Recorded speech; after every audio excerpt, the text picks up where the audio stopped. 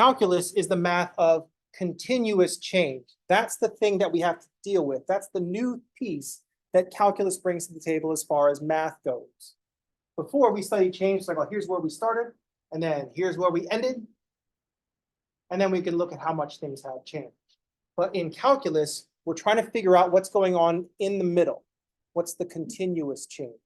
So when we talk about continuous, we talk about this difference, the difference between the discrete and the continuous. We talk about a discrete set or a discrete variable versus a continuous variable. The continuous part is what's going to pose the problem. So examples of a discrete variable, that would be like the number of students in the class.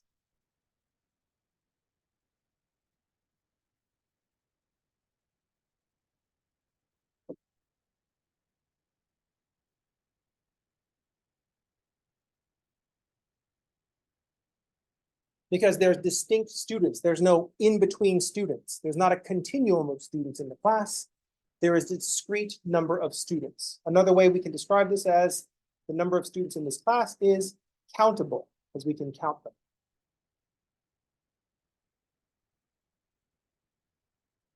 Absolutely.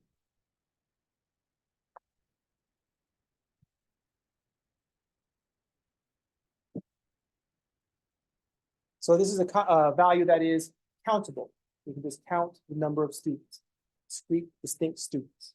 A continuous variable might be something like your height as a function of time.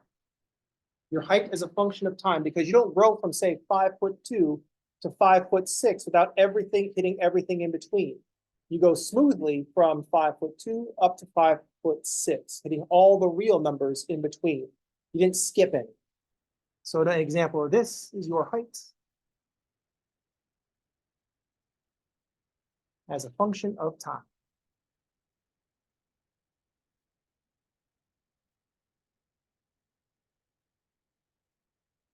If one of these is countable, we'll call the other one uncountable. So if we think about the real numbers, we can't count the real numbers. We can't make a list of the real numbers. This is uncountable.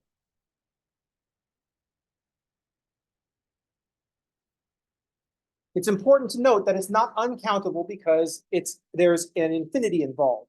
That's not what makes it uncountable. What makes it uncountable is the connectedness of it. The fact that we're dealing with a continuum, that's what makes it uncountable.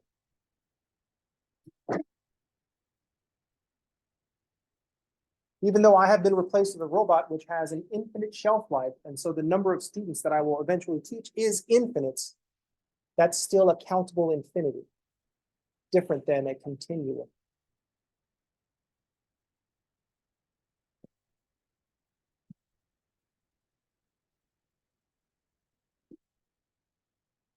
So calculus, we're concerned with this continuous change, when things change continuously.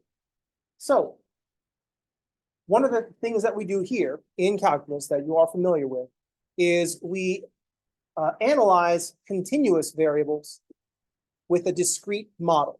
One of the things that we want to do is use a discrete model for a continuous quantity.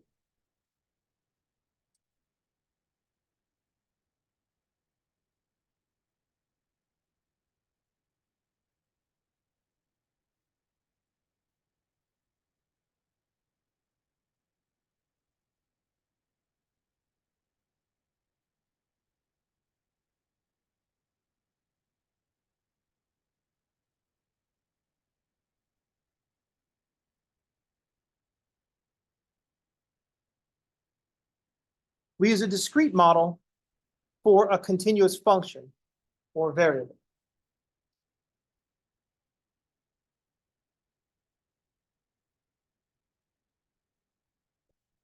An example of this might be your height as a function of time.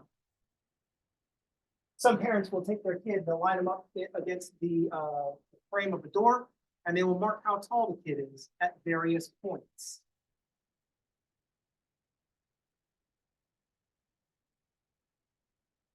And you'll have, this kid is growing very, very linearly. So that's a discrete model of your height.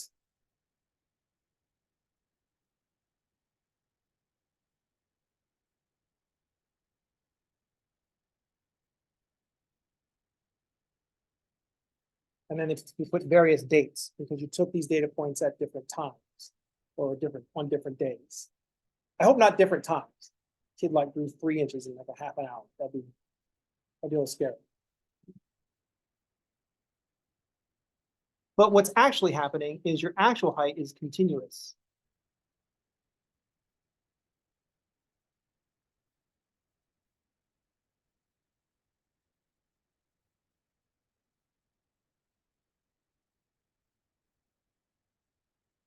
I drew it vertically like this so you can't see the parts where it goes up and down and up and down and up and down. Because you're a little shorter at the end of the day than you are beginning of the day.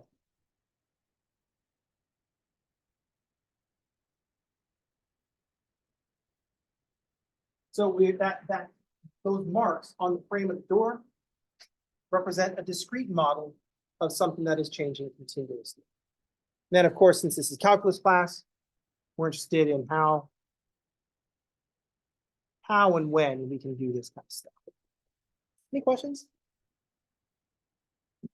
Of course not, because you're Calc 3 students. Like, oh, we all understand this. We remember this. Or we can pretend to remember this. No problem.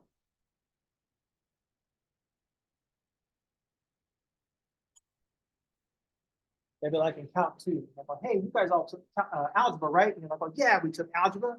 You all remember algebra, right? And you're like, oh, yeah, we remember algebra. So I go, let's do some partial fraction decomposition. And you're like, oh, dick move, professor. You know that they didn't teach us that in algebra.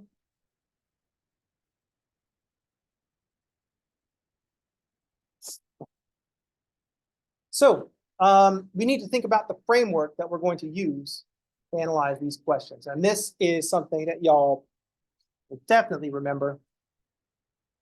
When I say that, I mean, you're going to pretend to remember this, but you definitely remember this. And that's the two big questions.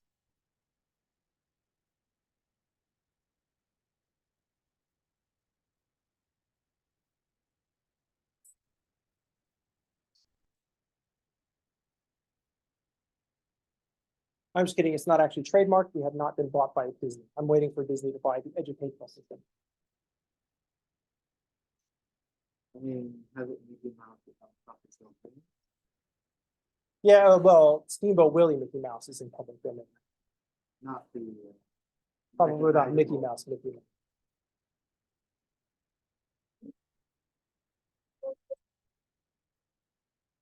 So the two big questions that you are probably familiar with are, what is the slope of the line tangent to a curve at a given point? Let's just review. What is the slope of the line tangent to a curve at a given point?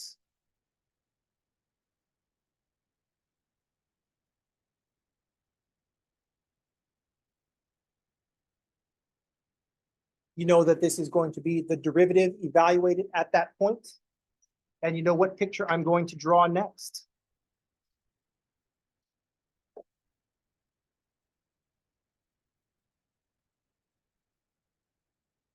Picture the function that I'm going to draw. Try to guess what the function is. If you guessed kind of a sideways S, you are correct, because I always draw the same one.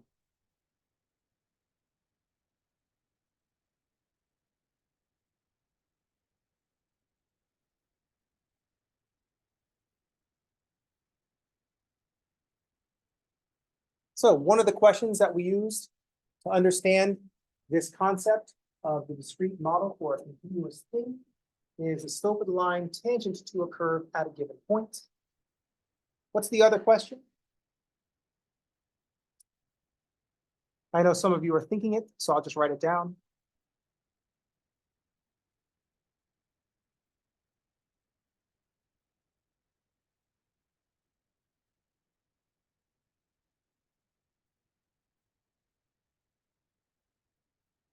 What is the area under a curve and above an interval?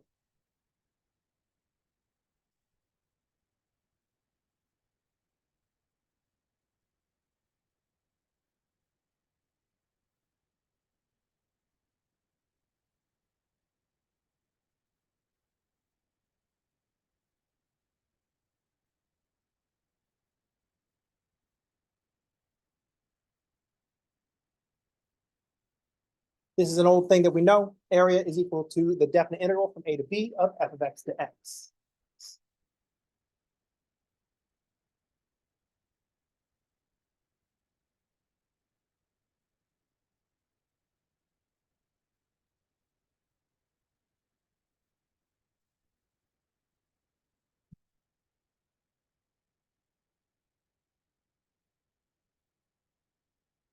Then we looked at like I was there. Then y'all looked at various reasons that we would want to ask these questions. Why would we care about these particular quantities? We know with the slope of the tangent line, this gives us the instantaneous rate of change at a point, the instantaneous rate of change of the function with respect to the independent variable. So the reason that we care about the slope of the tangent line, this is our instantaneous rate of change.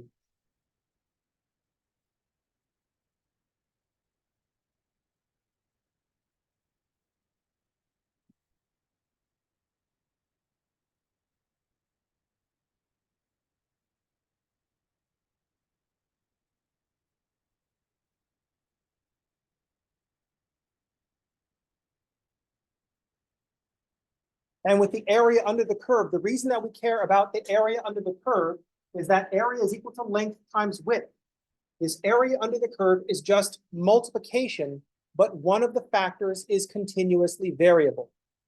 So when we want to think about what the applications of integration are, all we have to do is look at applications of multiplication. Anywhere we use multiplication is a potential place to be using integration. All we're doing is taking one of the factors and making it continuously variable. That's what integration is for. Integration is multiplication, but one of the factors is continuously variable.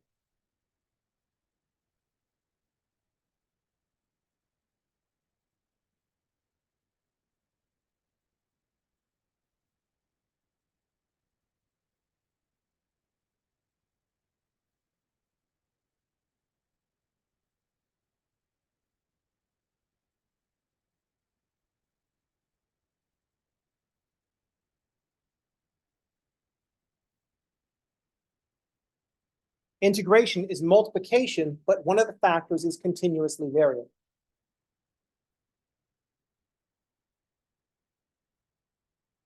Our favorite visual representation is area under the curve. Area is length times width. Here's our width, that's just from A to B, but the stupid length is different at all the points. At every real number, we have a different length. So in this case, we're just doing length times width. It's multiplication, but one of the factors is continuously variable. And since it's just multiplication, anywhere else we use multiplication, distance is equal to rate times time. If our rate is continuously variable, it becomes an integration problem, and we're finding area under the curve. Work is equal to force times distance. If force is continuously variable, then we're looking for an area. We're looking for the area under the force curve as a function of the distance. And the application of multiplication is an application of integration.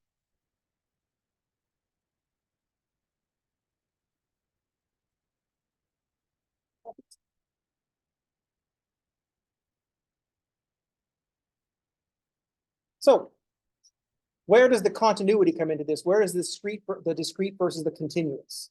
In the case of the slope of the tangent line, we approximate the slope of the tangent line using a secant line. The slope is change in y divided by change in x. We just plug 1 point into that, we get 0 over 0. That's indeterminate. 0 divided by 0 is, well, whatever we want it to be, or whatever it happens to be, right? 0 over 0 is indeterminate. So we approximate what's going on at 1 point with what's going on at 2 points. And then what do we do? We have these 2 points, we use a secant line. Then what do we do with the points? Bring them closer together.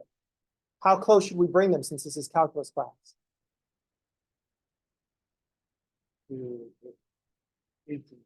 Infinitely close, because that's the calculus game.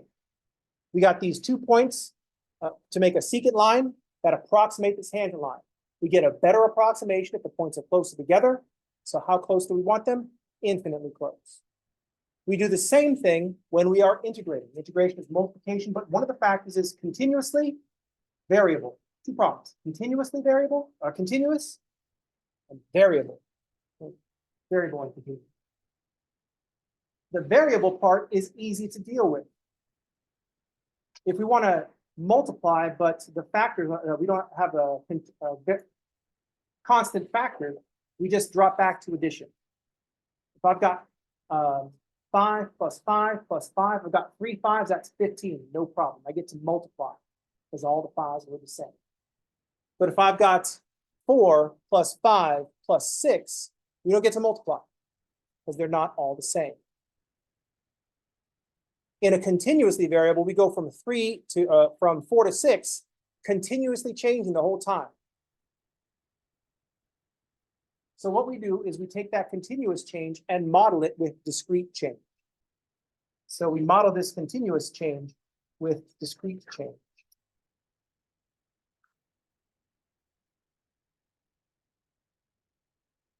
And we take our function and just make it constant.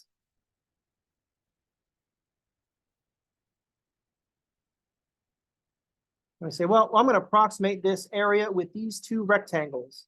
And I'm just going to get the height of the rectangle from the function and the width of the rectangle by dividing up my width into pieces. How do we improve this approximation? More rectangles. How many rectangles do we need? Since this is calculus class, infinitely many rectangles. That's all. That's the thinking behind integration. Any questions? How's everyone? Okay. This is not the last time you're going to hear me say this, multiplication, but one of the factors is continuously variable. Because we spend a lot of time doing integration. And so we're going to spend a lot of time doing multiplication where one of the factors is continuously variable. And hopefully, if I do it right, not by the end of the semester, but by the end of this week, you'll be absolutely sick of me here saying integration is multiplication, but one of the factors is continuously variable. It's going to be a song that gets stuck in your head. A song that you don't like that gets stuck in your head. I can't think of a song that people would recognize immediately right away.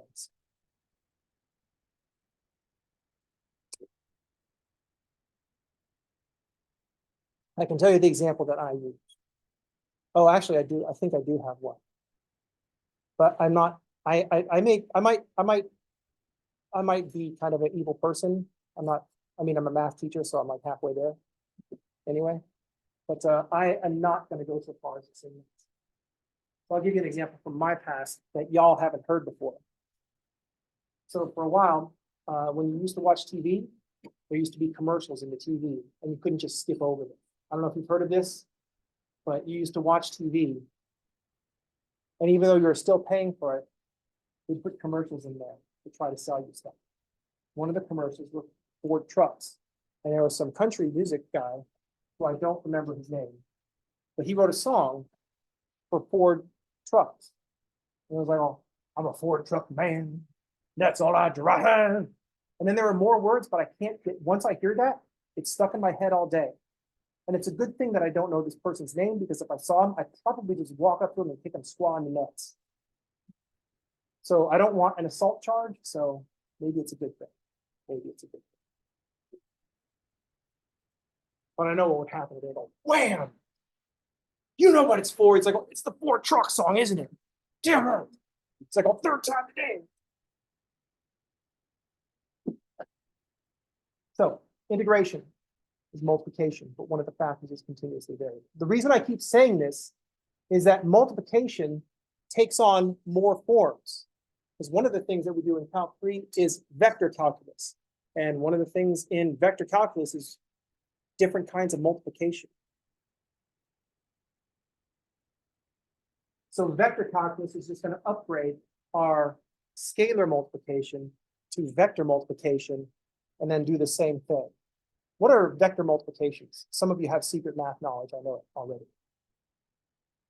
Dot and cross product. Dot product, cross product, those are just multiplications. We take a vector times a vector. Since that is a multiplication, it is eligible to be used in integration. Because it could be that one of our vectors is continuously variable, and we want to dot product it with some other vector. How's everybody okay? Here's an overview. Calc 3 is a 5-minute university Calc 3. Hey, remember Calc 1 and Calc 2? We got more variables now. All right, see you next.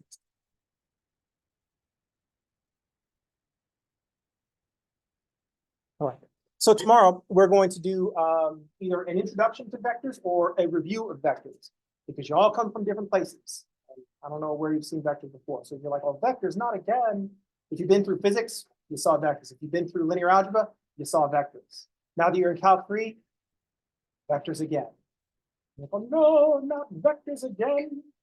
It's like the MCU, but with vectors.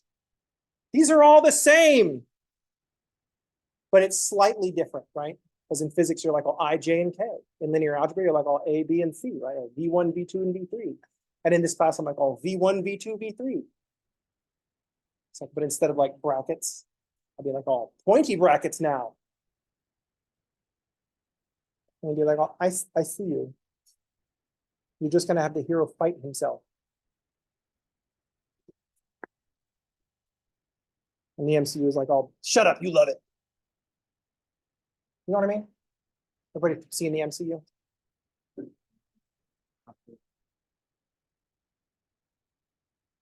I mean, I think it's dropping off. Not like Game of Thrones level dropping off. I've never seen something just disappear from the zeitgeist like that. We all just said, fuck off to Game of Thrones like right away. But anyway. All right, I'm going to stop the recording so I can take roll. So if you watched the video, thanks for playing.